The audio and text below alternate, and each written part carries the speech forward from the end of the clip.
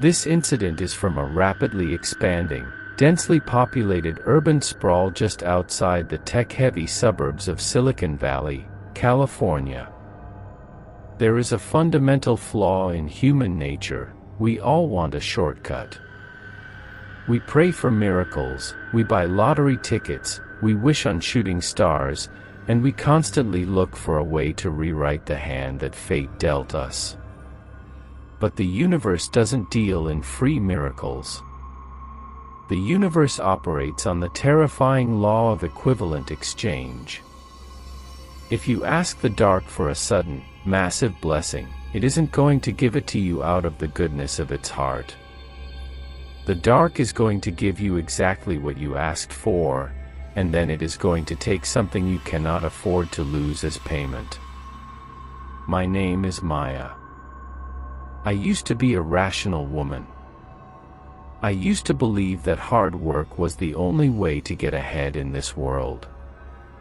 But desperation is a venom that poisons your logic. And when I brought a cursed piece of silver into my home, I didn't just invite bad luck. I invited a hungry, ancient parasite that systematically began to slaughter everyone around me. It started in the fall of 2013. We were living in a cramped, drafty apartment just outside of Silicon Valley. My husband, Brian, was breaking his back as a construction supervisor, taking 3 different buses just to get to a job site that barely paid minimum wage. We were drowning in debt. I had just taken a new job as a private, in-home nurse for a wealthy, reclusive widow named Mrs. Miller. Mrs. Miller lived alone in a massive, decaying Victorian home that felt completely disconnected from the bustling California suburbs. The moment I stepped through her front doors on my first day, the air felt incredibly heavy, thick with the smell of old dust, dried lavender, and something metallic, like the scent of copper pennies resting on your tongue. Mrs. Miller was entirely out of her mind. She would sit in her rocking chair for hours, staring at an empty corner of the living room, having full, animated conversations with her son. Her son had been dead for 10 years. But the true horror wasn't her dementia. It was the locked room at the end of the hallway. "Never open that door," Mrs. Miller had hissed at me on my second day, her bony fingers gripping my wrist so tight they left bruises. "You don't go in there. The hunger is in there." But human curiosity is a fatal flaw. A week later, while Mrs. Miller was asleep, I found the door unlocked. I pushed it open. The room was completely empty, save for a small, velvet-lined pedestal sitting in the center of the hardwood floor. Resting on the pedestal was a silver disc. It was a yantra, an ancient, occult geometric talisman used in Eastern black magic. The moment my eyes locked onto the silver disc, a high-pitched ringing erupted in my ears. The temperature in the room plummeted so rapidly that the windows instantly fogged with freezing condensation. I felt a sudden, overwhelming, hypnotic pull. The talisman wasn't just metal, it felt alive. It felt like it was breathing. When I asked Mrs. Miller about it later, she violently swatted my hand away. But the damage was done. The talisman had already sunk its hooks into my mind. I couldn't stop thinking about it. I told my friends at the clinic about the silver disc.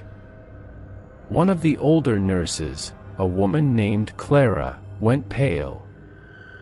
"That is a Dan Raksha yantra," she whispered, her voice trembling.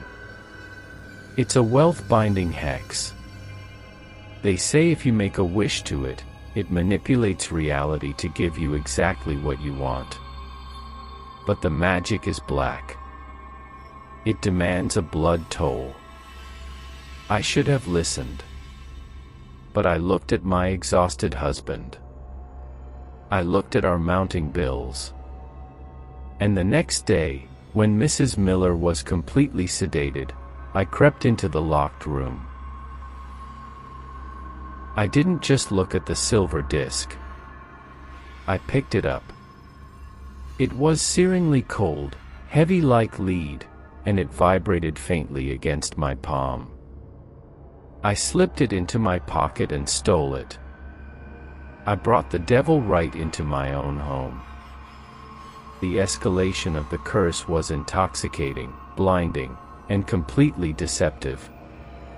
The yantra didn't show its teeth immediately. It played the role of the benevolent genie perfectly. I showed the silver talisman to my two closest friends, Clara and Sarah.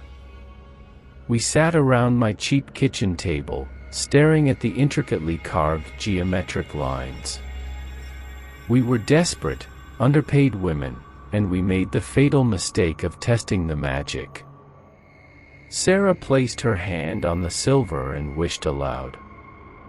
My mother-in-law hoards her wealth while we starve.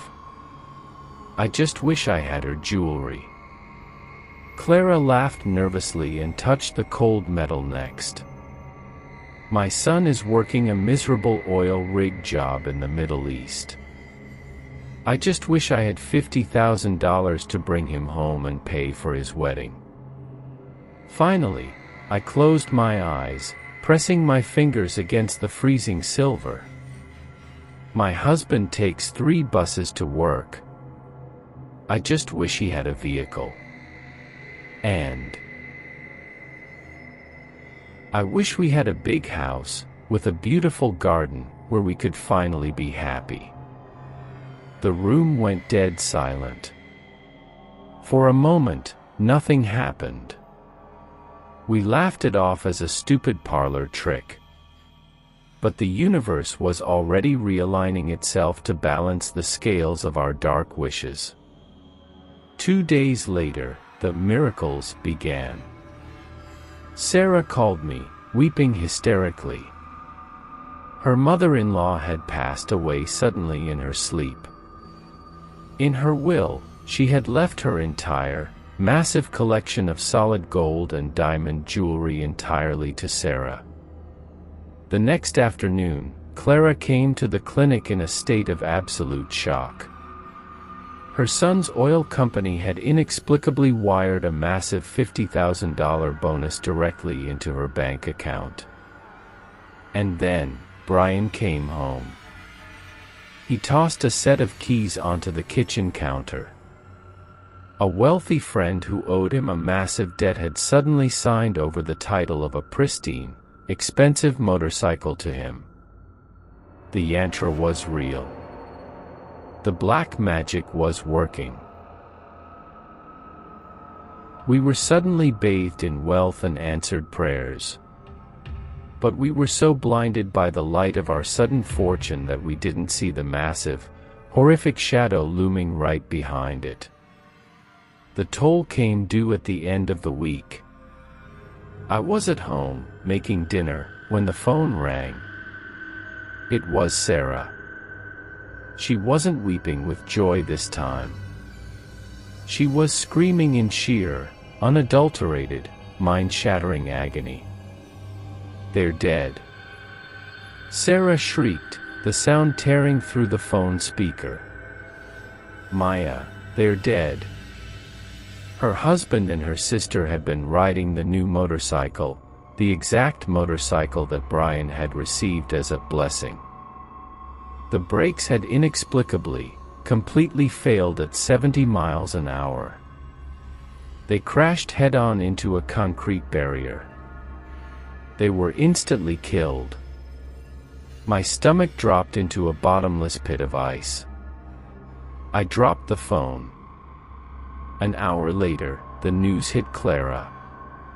Her son, the boy she had wished to bring home for a wedding, was dead. He had been crushed under a massive, collapsing drilling rig in the Middle East. the $50,000 bonus the company had sent. It wasn't a bonus.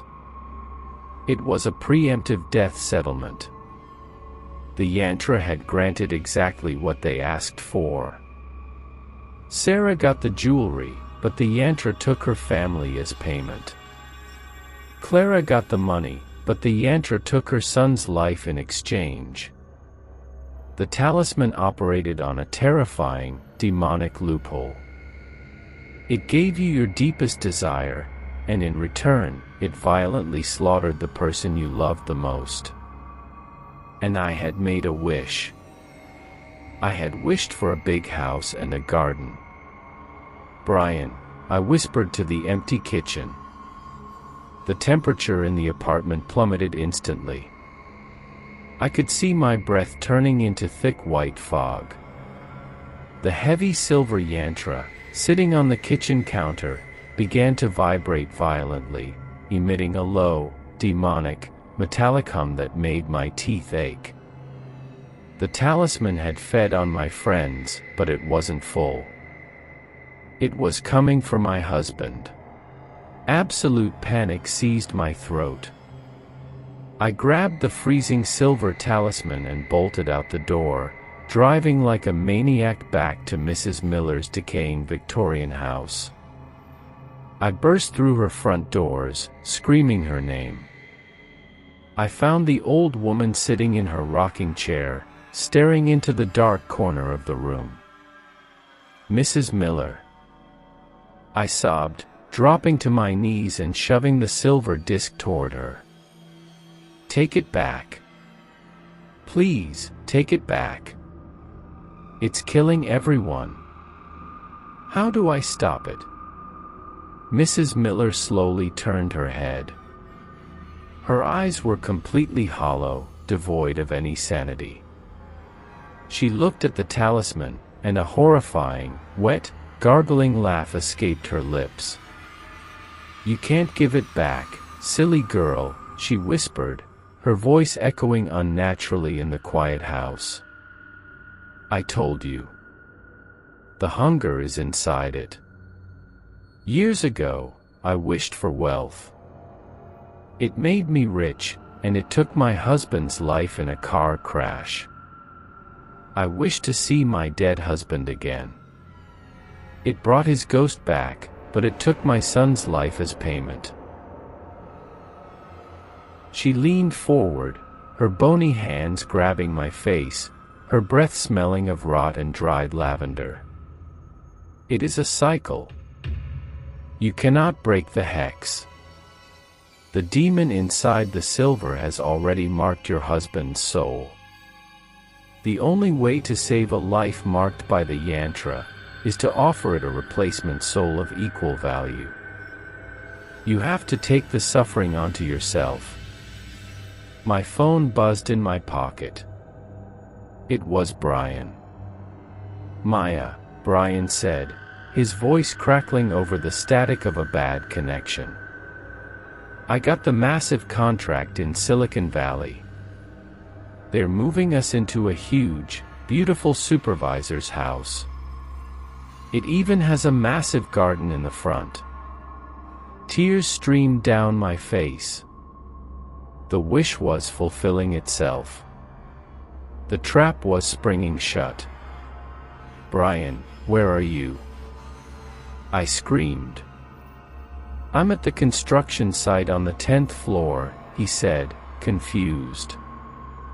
The elevators are down, so I'm taking the scaffolding, the call dropped. The yantra on the floor began to hum so loudly the glass windows of the Victorian house rattled. The temperature dropped to absolute freezing. I didn't think. I didn't hesitate. I sprinted out of the house, leaving the cursed silver on the floor, and drove my car toward the Silicon Valley construction site at 90 miles an hour, praying to a god I had ignored for years. I reached the massive, half-built concrete skyscraper just as a sudden, localized electrical storm hit the area.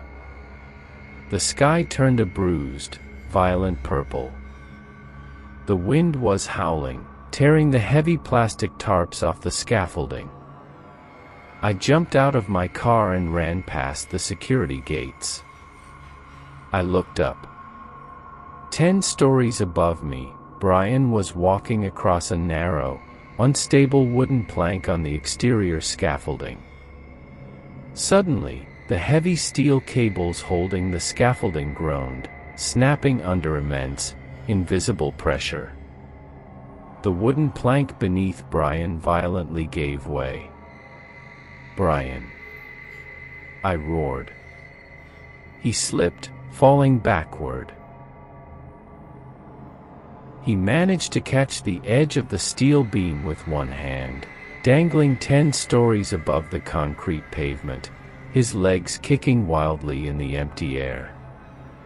The only way to save a life marked by the yantra is to offer it a replacement soul. You have to take the suffering onto yourself. I looked around frantically. I was standing directly beneath a massive, suspended pallet of heavy steel rebar, held up by a single, fraying crane cable. The wind was violently whipping the cable back and forth. I looked up at my husband, who was losing his grip, moments away from plummeting to his death.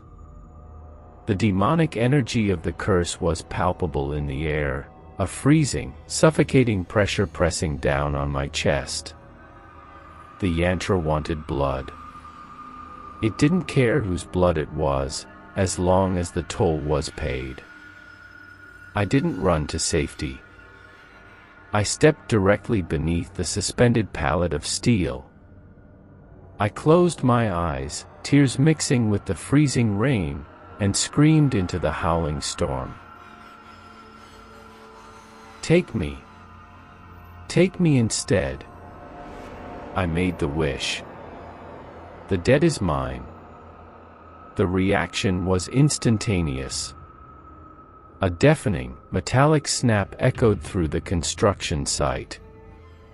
The heavy crane cable holding the massive pallet of steel rebar broke. Thousands of pounds of jagged metal plummeted directly toward me. At that exact, miraculous second, Brian found his footing. With a desperate surge of adrenaline, he hauled himself up over the steel beam and rolled onto the solid concrete floor of the 10th story, completely safe. The steel rebar hit the ground where I stood with the force of a bomb going off. The world exploded into blinding, agonizing white light, followed by absolute, silent darkness. I didn't die. But the yantra took its payment. I woke up 3 weeks later in an intensive care unit, hooked up to a dozen machines.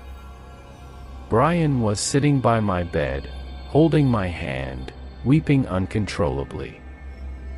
The doctors told me it was a miracle I survived the impact. But my spine was completely shattered. I was paralyzed from the waist down. I would never walk again.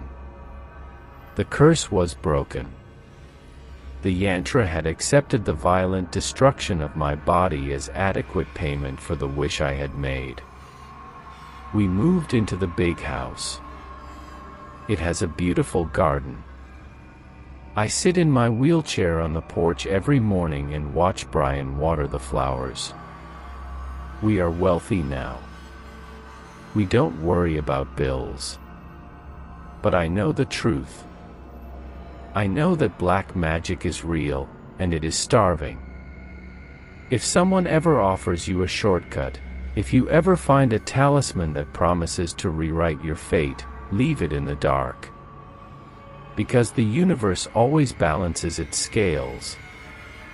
And the price of a miracle is always paid in blood. This incident is from a deeply isolated, historically blood-soaked logging town called Oak Haven, hidden deep within the dense, freezing Appalachian mountains of West Virginia. There is a certain arrogance that comes with living in the city. You grow up surrounded by concrete, streetlights, and thousands of people, and you start to believe that humanity has conquered the dark. You start to think that the old superstitions, the rules our ancestors bled and died to learn, are just silly ghost stories meant to scare children. But the deep woods of the Appalachian Mountains do not care about your cell phones. They do not care about your logic. There are ancient, rotting things buried in the soil of this country. And if you are arrogant enough to break the rules of the deep woods, the woods will remind you exactly why we used to build walls and light fires when the sun went down. My name is Ryan. 3 years ago, my younger sister Ashley and I took a road trip deep into the Appalachian Mountains of West Virginia to visit our cousin, Chloe. Ashley had just graduated college. She was bright, fiercely independent, and absolutely refused to believe in anything she couldn't see, touch, or prove on a smartphone. Chloe, on the other hand, had lived in the isolated logging town of Oak Haven her entire life. She was quiet, superstitious, and deeply respectful of the dense, towering pine forests that surrounded her family's property. The nightmare that destroyed my family began on our second afternoon in Oak Haven. The three of us had gone for a hike near the edge of the property line. The West Virginia autumn was biting, the air smelling strongly of damp earth, decaying leaves, and ozone. The sky was the color of bruised iron, threatening rain. As we walked deeper into the timberline, the normal sounds of the forest, the birds, the crunching squirrels, the wind rustling the branches, completely vanished. It was a sudden, suffocating, dead silence. We stepped into a small, unnaturally circular clearing. In the dead center of the barren dirt stood a massive, twisted, ancient blood oak. The tree was horrifying to look at. Its branches were completely dead, twisting into the gray sky like the arthritic fingers of a drowning man. Its massive, black roots ruptured out of the soil like exposed veins. But what caught Ashley's attention wasn't the dead wood. It was the flower. Blooming directly out of the rotting, petrified bark of the tree trunk was a single, massive flower. Its petals were a deep, vibrant, glistening crimson, almost looking like freshly spilled blood against the gray wood. "Wow," Ashley whispered, pulling out her camera. "That is gorgeous. How is that even blooming in this cold?" "Ashley, step back," Chloe said. Her voice wasn't just nervous, it was laced with absolute, paralyzing panic. "Don't go near that tree. Please. Relax, Chloe, it's just a tree," Ashley laughed, stepping over the thick black roots. "Ashley, I'm serious," Chloe shrieked, grabbing my arm. "That is the gallows oak. You don't walk near it. You don't touch it." Before I could intervene, a harsh, raspy voice echoed from the edge of the clearing. "The local girl is right, city mouse. Step away from the timber." An old man emerged from the fog. He looked like a local logger, wearing a heavy, weathered coat and holding a rusted walking stick. His eyes were wide, filled with a frantic, desperate urgency. "That tree is cursed ground," the old man wheezed, his breath pluming in the freezing air. "There's a witch buried in those roots. She feeds in the dark. You don't touch what belongs to the dead." Ashley rolled her eyes, letting out a mocking, arrogant laugh. A witch? Really? What is this, the 1800s? You guys are trying to scare the city girl, I get it. Ashley, come on, I said, a deep sense of dread suddenly tightening my stomach. Let's just go back to the house. Hold on, I want the flower, Ashley said defiantly. Before the old man could shout, before Chloe could scream, Ashley reached out and violently snapped the crimson flower off the dead bark. The reaction was instantaneous. A sound echoed through the clearing, a loud, sickening snap, exactly like the sound of a thick hemp rope pulling taut under the weight of a falling body. The ambient temperature in the clearing plummeted so fast that frost instantly crystallized over the dead leaves on the ground. A horrific, nauseating stench flooded my sinuses. It smelled like an open grave, sulfur, and rotting meat. The old man dropped to his knees, clutching his chest in pure terror. You broke the seal, he whispered, tears welling in his eyes. God help us all. The sickness hit her exactly 3 hours later. Ashley just laughed. We had just finished the crimson flower. Ashley suddenly dropped her glass of water. It smells fine to me. It shattered on the kitchen floor. Let's go. She collapsed to her knees, but by plucking the flower, my sister had just signed she couldn't breathe. Her skin, which had been flushed and healthy hours ago, turned a sickening, translucent gray. I rushed forward and grabbed her. She was burning up. Her skin was literally radiating heat. Get a thermometer. Call an ambulance. I roared at Chloe's parents. The nearest hospital is 40 miles away, Ryan. Chloe's father yelled, grabbing his keys. I'll bring the town doctor. We carried Ashley upstairs to the guest bedroom. Her fever had spiked to an impossible 104 degrees. She was thrashing on the bed, her eyes rolled back into her head, mumbling in a language I couldn't understand. I grabbed a bowl of ice water and a rag, desperately trying to cool her burning forehead. And then, the lights in the house violently flickered and died. We were plunged into absolute darkness, save for the pale moonlight filtering through the bedroom window. The temperature in the bedroom plummeted to freezing. I could see my panicked breath in the air. Ryan. Ashley rasped. Her voice didn't sound like her own. It was a wet, gargling whisper. I'm right here, Ash. I'm right here, just hold on, I cried, holding her trembling hand. I looked down at her neck, and my blood turned to ice.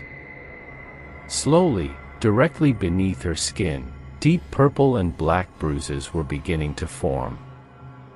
But they weren't random.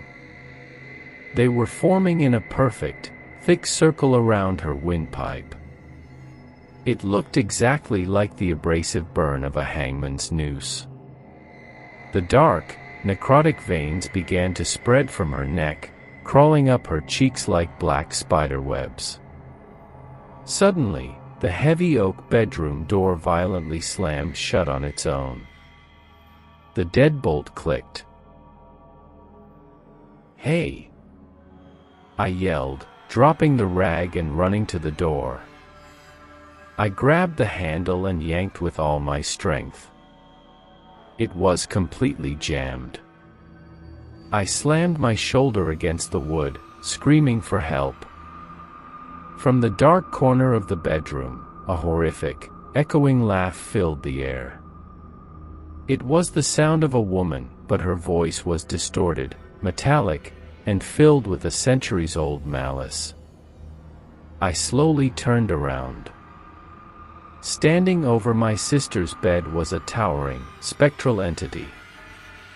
It was a woman wearing a tattered, filth-covered colonial dress.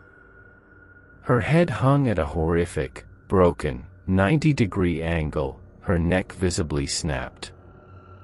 Her face was a rotting, bruised gray, her eyes completely pitch black, weeping a thick, dark fluid. It was Agatha, the Witch of the Blood Oak. She didn't look at me.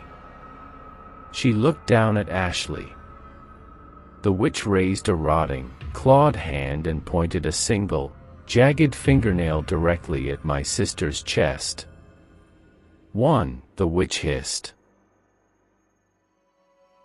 The sound vibrated through my teeth, smelling of ozone and ash. Before I could even lunge at the entity, the ghost dissolved into a thick cloud of freezing black smoke, shooting directly into Ashley's open mouth. Ashley arched her back off the mattress, her spine bending at an impossible angle. She let out a deafening, blood-curdling shriek that shattered the bedroom window panes. And then, she collapsed flat onto the bed. She didn't move. She didn't breathe. The dark, bruised noose around her neck was permanently burned into her flesh. My sister was dead. The town doctor arrived 10 minutes later, but there was nothing he could do. He cited a sudden, catastrophic aneurysm. But I knew the truth. I had seen the monster in the dark. I was completely broken. I sat in the living room, staring blankly at the wall, unable to comprehend the sheer, devastating reality that my sister was gone. But the nightmare wasn't over. It had just begun. Just before dawn, Chloe let out a horrifying scream from the living room floor. She collapsed, clutching her throat, violently convulsing. Her skin turned gray. Her fever spiked instantly to 104 degrees. And slowly, the dark, purple bruise of a hangman's noose began to form around her neck. Chloe's father's phone began to ring incessantly. It was the neighbors. It was the town sheriff. All across Oak Haven, the exact same horror was unfolding. 19 other young, unmarried women in the town had suddenly collapsed into the exact same violent, supernatural coma.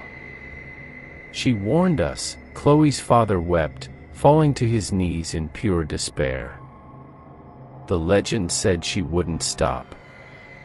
She needs the life force of 21 girls to fully resurrect herself and take her revenge on the town. My sister was the first. Chloe and 19 others were going to be next. I had lost Ashley because I didn't believe in the dark. I was not going to lose my cousin too.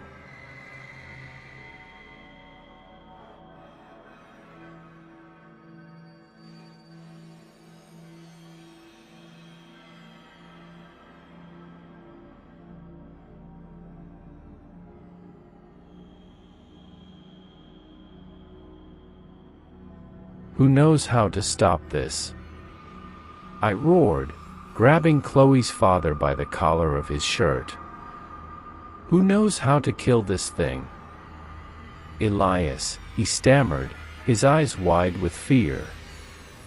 Elias lives up on the ridge. He's an archivist. He knows the old mountain magic. But you can't go up there, Ryan. If you face that witch, she will tear your soul apart. She already did.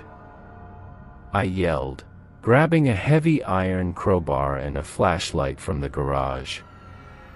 I drove my car as far up the muddy mountain ridge as I could before the road washed out. I ran the rest of the way, sprinting through the freezing Appalachian fog until I found a dilapidated, off-the-grid cabin. I pounded on the door. A massive, rugged mountain man with a thick gray beard and piercing, intense eyes threw the door open. He was holding a heavy shotgun. It was Elias.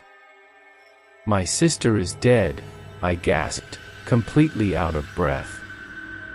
"The witch from the Blood Oak killed her. She has my cousin. Tell me how to kill her." Elias lowered the shotgun. He didn't ask questions. He knew exactly what had been unleashed. 200 years ago, Agatha was a practitioner of blood magic, Elias said grimly, pulling heavy canvas bags from his closet.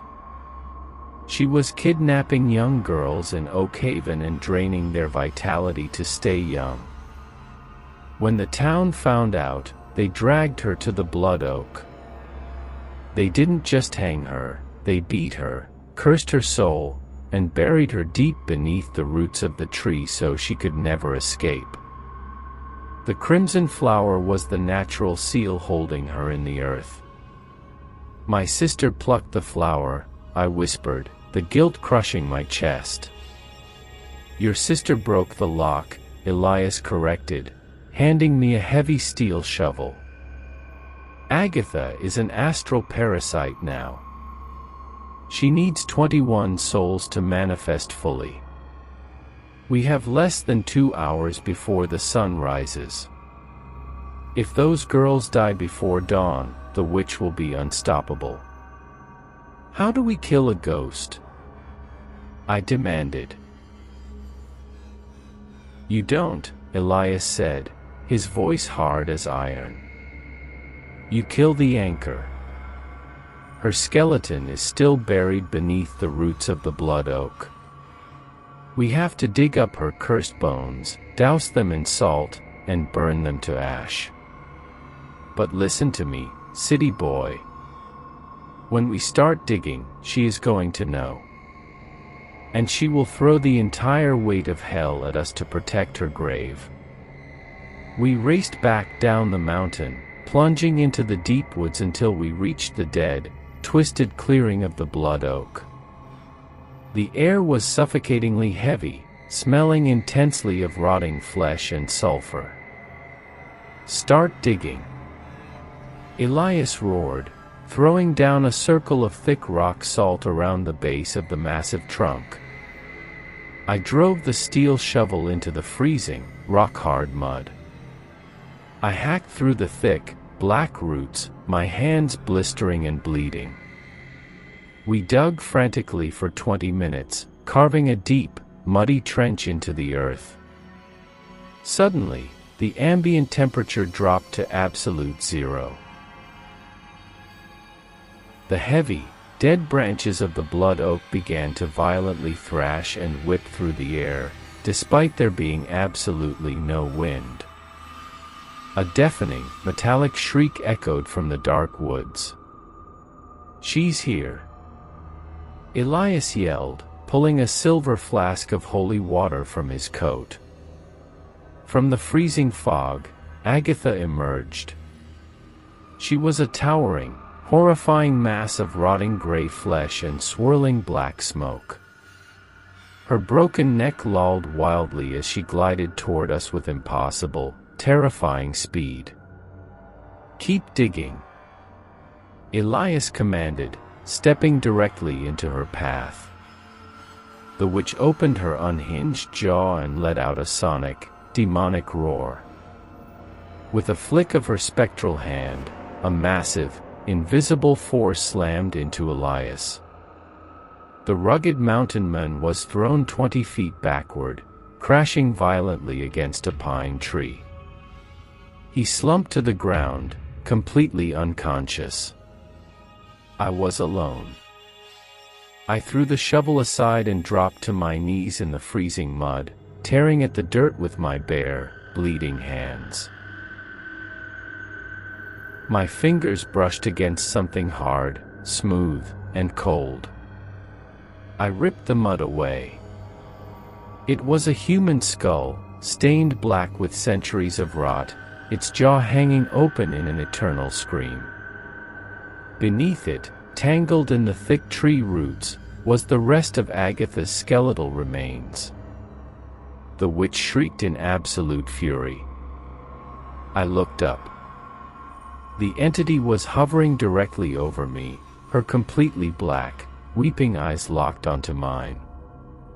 The stench of decay was so overpowering I gagged. She raised her rotting, clawed hands, preparing to plunge them directly into my chest and freeze my heart. "This is for Ashley," I roared. I grabbed the heavy bag of rock salt and dumped the entire contents directly over the blackened skeleton in the mud. I pulled a flare lighter from my coat pocket, struck the cap, and threw the blinding red flame directly onto the salted bones. The reaction was apocalyptic. The moment the fire touched the cursed bones, the skeletal remains violently ignited in a blinding flash of emerald green fire. The spectral witch hovering above me froze midair. She arched her broken back, letting out a scream that sounded like 1,000 tortured souls burning alive in a furnace. The green fire from the grave shot upward, completely engulfing her astral form. She thrashed and clawed frantically at her own burning face. The dark, necrotic magic holding her soul to this earth was violently, aggressively severed. With a final, explosive shockwave that knocked me flat onto my back in the mud, the Witch of the Blood Oak imploded. Her spirit shattered into a massive cloud of dry, foul-smelling black ash that rained down over the clearing. The bones in the grave burned away into nothingness. The suffocating, freezing pressure in the woods instantly vanished. The heavy silence was broken by the sound of the morning wind rustling the pine needles. The sun began to peek over the Appalachian mountains, casting a warm, golden light over the clearing. I lay in the mud, covered in dirt and blood, gasping for air. We had won. Elias recovered with a broken rib. We didn't wait for the police. We limped back to Chloe's house just as the sun fully rose. When I walked through the front door, Chloe's father collapsed into my arms, weeping tears of absolute joy. Chloe had woken up. The fever had broken instantly.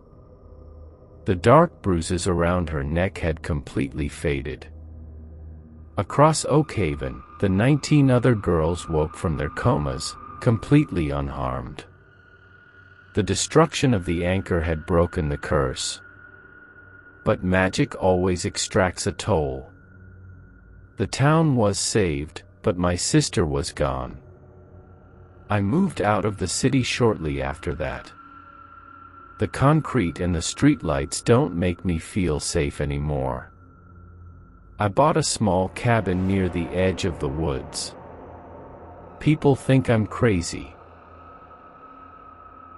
They ask me why I carry a silver lighter, why I line my windowsills with salt, and why I never, ever pick wild flowers.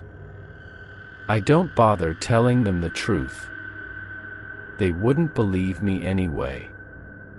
But I know the truth. I know that the dark isn't empty. I know that our ancestors didn't make up rules just to scare us. They made rules to keep us alive. And if you are ever walking in the deep woods, and you see something beautiful growing where it shouldn't, keep your hands in your pockets, keep your head down, and keep walking. Because the dead are very, very protective of what belongs to them.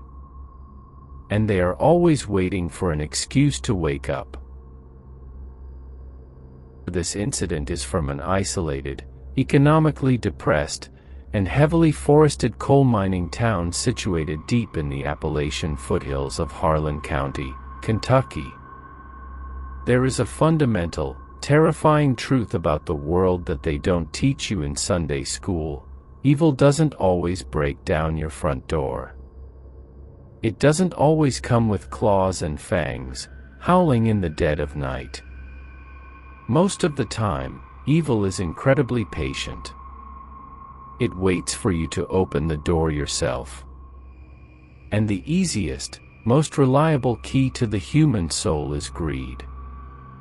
Whether it's a stack of cash, a forgotten inheritance, or a shiny, misplaced trinket lying in the dirt, the dark knows exactly what you want. And if you are desperate enough to pick up something that does not belong to you, you might just find that the object has picked you up instead. My name is Sarah. For years, I blamed my husband for the absolute misery of my life. I blamed him for the drafty, rotting wooden house we lived in deep in the Appalachian foothills of Harlan County, Kentucky. Arthur was a school teacher. He was a brilliant, highly educated man who could have taken us to a comfortable, prosperous life in the city. But Arthur had a bleeding heart. He refused to abandon the impoverished, forgotten children of the coal mining town. He worked grueling, thankless hours for practically nothing, leaving me at home to scrub the rotting floorboards and scrounge for pennies to feed our infant son, Leo. I loved Arthur, but poverty breeds a very specific, quiet kind of resentment. I watched other women wearing beautiful clothes and sparkling jewelry on television, and I looked down at my own blistered, calloused hands, and I hated my life. That hatred, that quiet, desperate greed, was the crack in my armor. And it was exactly what she used to get inside. The nightmare began in the bitter, freezing autumn of 2014. The town of Harlan had been under the suffocating grip of an old, wretched woman named Agatha. Agatha lived alone in a collapsing shack at the edge of the timberline. The locals called her a rot-walker. She practiced an ancient, vile form of Appalachian mountain magic, extorting the uneducated townsfolk for money and food by threatening them with curses, hexes, and sickness. Arthur despised her. He despised the fear she instilled in his students' parents. And one fateful night, Arthur finally took a stand. He rallied a group of the local miners, marched up to Agatha's shack, and exposed her frauds. He proved to the town that her curses were just poison she was slipping into their wells, and her magic was just theatrical extortion. But Arthur underestimated the primal, violent fury of a terrified mob. The townsfolk didn't just run Agatha out of town. They cornered the old witch near the edge of the deep woods. They beat her with heavy iron mining tools, crushing her bones in the freezing mud. Arthur tried to stop them. He screamed, he fought the men, but it was too late. As Agatha lay dying in the dirt, coughing up black blood, she locked her milky, hate-filled eyes onto my husband. "You think you saved them, teacher," she had hissed, her voice a wet, gargling rattle that carried over the howling mountain wind. "I curse your bloodline. I will rot your home from the inside out. I will take everything you love into the dirt with me." Agatha died that night. The police ruled it an accident, turning a blind eye to the mob. Arthur came home shaking, covered in the witch's blood, terrified of what he had incited. I told him he was a fool. I told him he should have minded his own business. 2 days later, the trap was set. I was walking back to our house from the local market, carrying a pathetic bag of cheap groceries, when something caught my eye in the frozen mud near our front porch.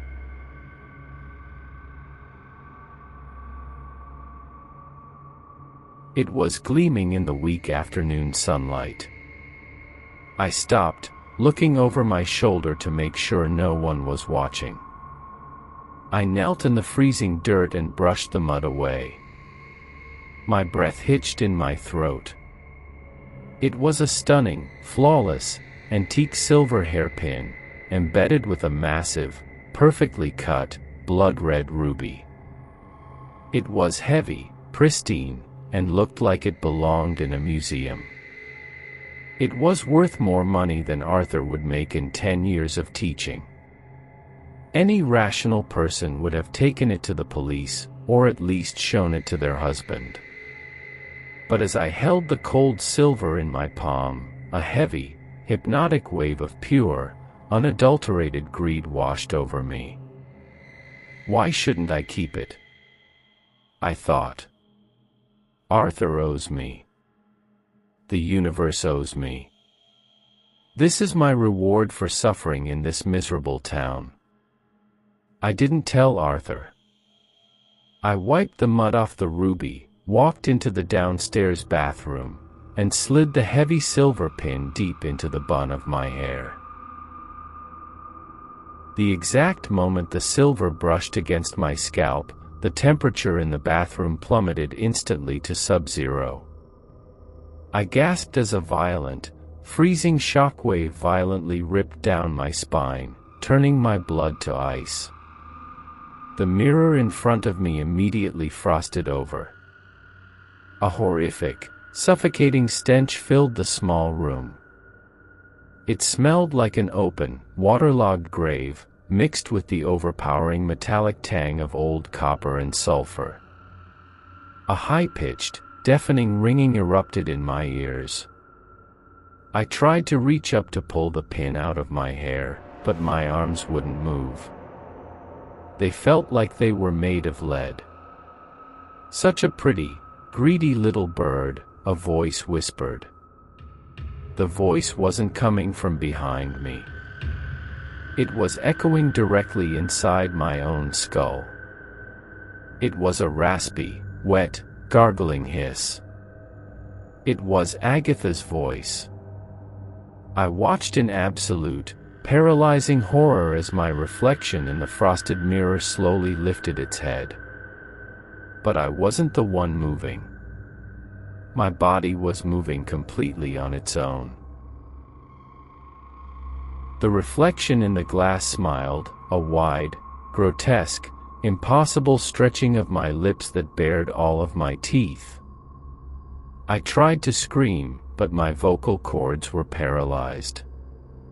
I was entirely trapped, a helpless prisoner behind my own eyes, as the dead, vengeful witch of the Appalachian woods took full control of my body. Terror of demonic possession is not just what the entity does to the people around you. It is the suffocating, claustrophobic nightmare of being wide awake, feeling every sensation, smelling every foul odor, and being completely incapable of stopping your own hands from committing atrocities. Agatha was a parasite, and the ruby hairpin was her anchor. Because I had willingly taken the cursed object out of greed, I had essentially invited her soul into my flesh. The transition into the nightmare was seamless to my family at first. Agatha was incredibly cunning. She wore my skin flawlessly for the first few days, mimicking my voice and my mannerisms just enough to avoid suspicion. But inside, my mind was screaming in sheer, unending agony. I could feel the rot. Even though my body looked normal on the outside, I felt like I was physically decaying. The smell of putrefied meat and wet ash was constantly trapped in my nose. Whenever Arthur kissed my cheek, I could feel Agatha's consciousness violently recoiling in disgust, her dark, hateful energy boiling beneath my skin. By the fourth day, the facade began to crack, and the true, supernatural horror began to bleed into the physical world. Arthur's elderly father, Thomas, was the first to notice the shift. Thomas was a man of the mountains. He knew the subtle signs of dark root magic. I was standing in the kitchen, chopping vegetables, when Thomas walked in. "Sarah," Thomas said slowly, his eyes narrowing as he looked at me. "The house smells like an open grave. Have you noticed that? And it's freezing in here." I wanted to scream. I wanted to tell him to run. But my mouth opened, and Agatha's cruel, mocking intelligence hijacked my vocal cords. "I don't smell anything, old man," my mouth replied. But the voice layered beneath my normal tone was deeper, vibrating with a metallic, unnatural resonance.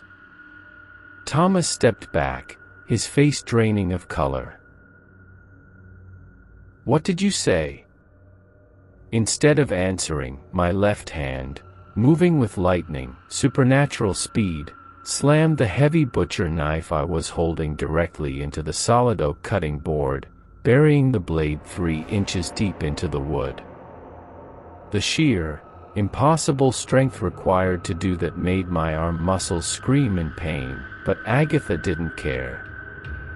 She turned my head, locked my eyes onto Thomas, and smiled that horrific, wide, unblinking grin. Thomas stumbled backward out of the kitchen, terrified. He knew. That night, the horror escalated into pure, sickening madness. It was 2 a.m. Arthur was fast asleep next to me in our bed. I was wide awake, trapped behind my paralyzed eyes.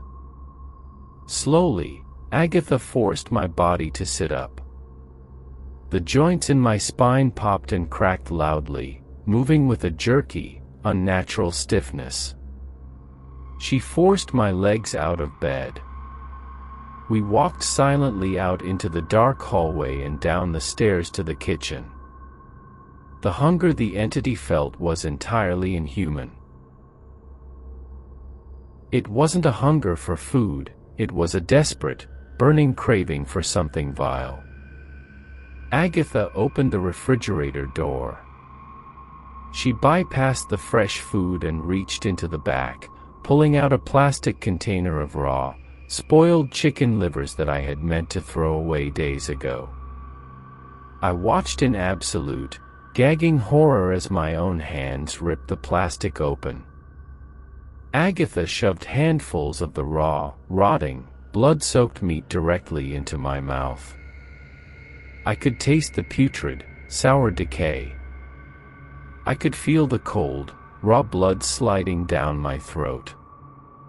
I tried to vomit, my stomach violently heaving, but the witch forced my jaw to chew and swallow every last bite. "This body is weak," Agatha's voice echoed in my mind, a wet, rattling laugh vibrating in my skull. "It needs raw strength for what comes next." Suddenly, the kitchen light flicked on. Arthur was standing in the doorway, rubbing his eyes. He stopped dead in his tracks. "Sarah," he whispered, his voice trembling with sheer disbelief. He was looking at his wife, standing in the dark kitchen, her face and nightgown completely smeared with dark, raw blood, chewing on rotting meat. "Sarah, what the hell are you doing?" Arthur yelled, rushing forward. Agatha dropped the plastic container. She slowly turned my head toward him. Her hatred for the men who had incited the mob against her was absolute. With a sudden, terrifying burst of demonic speed, she lunged at him. My hands wrapped around my husband's throat. The supernatural strength surging through my muscles was terrifying. I lifted Arthur, a grown, 180-pound man, entirely off the ground by his neck and slammed him violently against the refrigerator. Arthur gagged, clawing frantically at my wrists, his eyes bulging in terror. "You killed me, teacher," Agatha's voice erupted from my mouth. It was no longer disguised. It was the raspy, hateful, echoing voice of the dead witch. "You put me in the dirt. So I took your wife. And now I am going to eat your son." My heart shattered into a million pieces. No. Not Leo. Please, God, no. I screamed inside my mind, fighting with every microscopic ounce of willpower I possessed to release my grip on my husband. Arthur, fighting for his life, managed to kick his heavy boot directly into my stomach. The blow forced Agatha to drop him. Arthur collapsed to the floor, gasping for air, coughing violently. Agatha didn't pursue him. She didn't have to. She turned and began walking toward the stairs, toward the nursery where my infant son was sleeping. "No!" Arthur roared, scrambling to his feet and lunging at my back.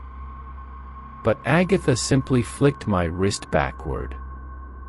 An invisible, kinetic shockwave of dark energy slammed into Arthur, throwing him backward across the kitchen floor, smashing him into the wooden cabinets. I was walking up the stairs. I was marching toward my baby's room, and there was absolutely nothing I could do to stop it. I reached the top of the stairs, the freezing aura radiating from my body coating the hallway walls in a thin layer of frost. The smell of the grave was overpowering. As I approached the nursery door, Arthur's father, Thomas, stepped out of his bedroom. He was holding a heavy, iron fireplace poker, his hand shaking violently, but his eyes were filled with a fierce, protective resolve. "Get out of her, you Appalachian filth!" Thomas roared, raising the iron bar. Agatha simply laughed, a dry, rattling sound that filled the hallway. She lunged forward with impossible speed. Thomas swung the iron bar, but Agatha caught it effortlessly with my bare hand. The heavy iron didn't even bruise my skin. She ripped the poker from his grip and backhanded the elderly man across the face with terrifying force. Thomas crumpled to the floor, unconscious, bleeding from his head. I stepped into the nursery. Leo was lying in his crib, crying softly, the freezing temperature waking him up. Agatha walked slowly toward the crib. I was sobbing hysterically inside my own mind, begging, pleading, trying to force my eyes shut so I wouldn't have to watch my own hands hurt my baby. She reached down, her blood-stained fingers hovering over Leo's fragile chest. "Such a sweet, warm little soul," Agatha whispered in my mind. Before she could touch him, the heavy oak door of the nursery was violently kicked open. Arthur stood in the doorway. He was bleeding from his forehead, panting heavily, but he wasn't alone. Standing beside him was Pastor Vance, the gritty, seasoned local preacher. He was holding a heavy, worn leather Bible and a glass vial of consecrated water. "Step away from the child, Agatha," Pastor Vance bellowed, his voice booming with absolute, unwavering authority. Agatha whipped my head around to look at the priest. The whites of my eyes instantly flooded with pitch-black darkness. "You have no power here, priest," the witch shrieked from my lips, the demonic resonance shaking the window panes of the nursery. "She took the ruby. She invited me in. The vessel is mine. The grace of God does not require an invitation. Pastor Vance roared, stepping into the room and hurling the vial of holy water directly at my chest. The moment the consecrated water struck my nightgown, the reaction was explosive. It hissed and burned like concentrated sulfuric acid. Agatha shrieked in absolute, agonizing pain. I could feel the burn on my skin, but the entity felt the spiritual fire searing her soul. The holy water disrupted her control over my motor functions for a fraction of a second. I felt my jaw loosen. I felt my vocal cords twitch. Using every ounce of adrenaline and desperation in my body, I forced my mouth open. The pin. I screamed, my real voice finally tearing through the demonic overlay. Arthur, the ruby pin in my hair. Take it out. Agatha immediately reasserted control, violently snapping my jaw shut, biting down so hard my gums bled. The witch was furious. She lunged at Pastor Vance, her hands raised to tear his throat out. Arthur, the anchor. Vance yelled, bracing himself as my possessed body tackled him to the floor. I possessed the strength of a rabid animal. I pinned the old preacher to the hardwood floor, my hands closing tightly around his windpipe. Pastor Vance gasped for air, his face turning red, but he didn't stop fighting. He pressed his heavy wooden Bible directly against my forehead, shouting ancient prayers of banishment. The prayers burned like white-hot iron against my skull, weakening the witch's grip just enough. Arthur didn't hesitate. He dove onto my back, pinning my thrashing, convulsing body to the floor. "Get off me!" Agatha shrieked, violently bucking and throwing Arthur against the crib. But Arthur was fighting for his wife and his son. He ignored the pain, lunged forward again, and grabbed a fistful of my hair. He found the cold, heavy silver of the antique hairpin buried deep in the bun. With a brutal, desperate yank, Arthur violently ripped the cursed ruby pin out of my hair, tearing a handful of my own hair out by the roots in the process. The moment the silver lost contact with my body, the connection was severed. I let out an ear-piercing, unearthly scream that sounded like tearing metal. A thick, putrid, pitch-black smoke forcefully erupted from my mouth, nose, and eyes. The dark cloud swirled aggressively in the center of the nursery, slowly forming the agonizing, screaming, spectral face of the dead witch. "Burn it, Vance!" Arthur roared, throwing the silver and ruby pin directly at the priest. Pastor Vance scrambled to his feet. He caught the heavy cursed jewelry. He didn't have a fire, but he knew the old ways.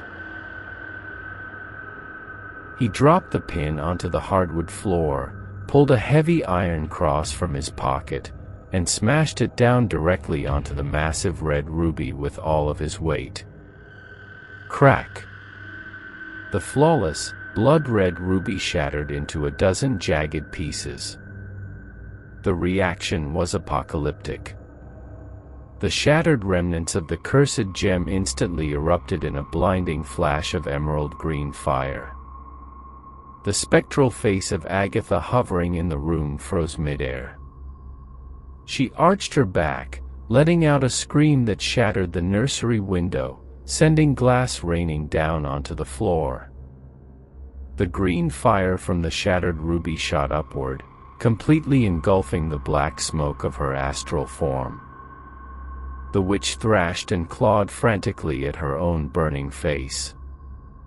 The dark, necrotic magic holding her soul to this earth was violently, aggressively annihilated. with a final, explosive shockwave that knocked Arthur and the priest flat onto their backs. The witch imploded. Her spirit shattered into a massive cloud of dry, foul-smelling black ash that rained down over the nursery floor. The suffocating, freezing pressure in the house instantly vanished. The heavy, warm air of the Kentucky night rushed back into the room. I collapsed onto the hardwood floor, gasping violently, sucking in massive, ragged breaths of air. My body was entirely my own again. The horrific smell of the grave faded, replaced by the smell of ozone and burnt wood. Arthur crawled across the floor, completely ignoring his own injuries, and wrapped his arms around me in a desperate, fiercely protective embrace. I wept openly, burying my face in his chest, sobbing uncontrollably. "I'm sorry," I wept, over and over again. "I'm so sorry. I was just so tired of having nothing. I'm sorry." Arthur just held me tighter, kissing my forehead. "You're safe. We're safe." Thomas recovered from his head injury a few hours later. Pastor Vance swept up the ashes of the witch and the shattered pieces of the cursed ruby, placing them in a heavy iron lockbox, which he later buried in the consecrated ground behind his church, ensuring Agatha could never, ever return. We moved out of Harlan County 2 weeks later. The trauma embedded in the walls of that rotting house was far too much to bear. Arthur took a teaching job in a brighter, safer town in Ohio. We are still not wealthy. We still have to budget our groceries, and we still drive an old, beaten-up car. But I have never, ever complained about our life again. I learned the hardest, most terrifying lesson a human being can learn. Greed is not just a sin, it is an open invitation. The dark is always watching you. It knows exactly what you want, and it will place it right at your feet, wrapped in silver and jewels, just waiting for you to bend down and pick it up. If you are ever walking alone, and you see something beautiful, something valuable, sitting abandoned in the dirt, keep your hands in your pockets, and keep walking. Because nothing in this world is truly free. And the things that belong to the dead are always desperate to find a new home.